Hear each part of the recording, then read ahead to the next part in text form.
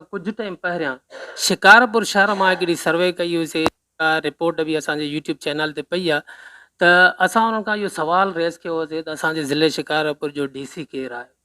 त तक़रीबन 95% माण्हुनि खे ख़बर ई कान हुई त असांजे ज़िले जो डीसी केरु आहे। त डीसी ऐं पब्लिक में इहो मिसकम्युनिकेशन न आहे। दादा इहो मसइलो इहो आहे त मां पंहिंजी तशहीर न कंदो आहियां। हा, काफ़ी माण्हू अहिड़ा बि आहिनि जिन खे पाकिस्तान जे सदर जी बि ख़बर, ठीकु आहे।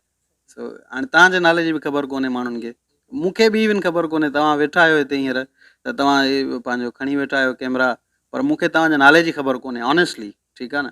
पोइ हाणे इन मतिलबु इहो त तव्हांजे मुंहिंजे विच में डिस्कनेक्शन आहे।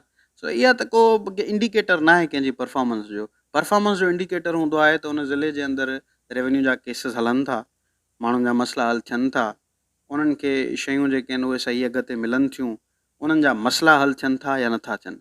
बाक़ी हाणे तव्हां बि कंहिं गॾे गाॾे वारे खां पुछंदो, इहो त तव्हांजो पंहिंजो ॼण ईअं महसूसु थींदो आहे त तव्हांजो एजेंडा आहे इन शइ ते न, त हरूभरू कंहिं ऑफिसर खे ख़राबु करिणो आहे त पोइ इहो महसूसु कराइणो आहे यार माना हीअ को मशहूरु न आहे, हीअ पब्लिक।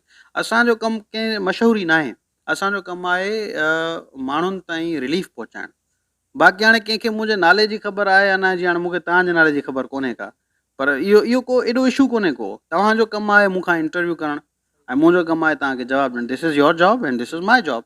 त उहो पाण ॿई इहो कमु कयूं था पिया, इन सां को फ़र्क़ु कोन थो पए त तव्हां मूंखे सुञाणो था। महिरबानी सर, अवां पंहिंजो कीमती टाइम बि ॾिनो ऐं नाज़रीन खे पंहिंजे कीमती आरा खां बि वाक़िफ़। Thank you very much.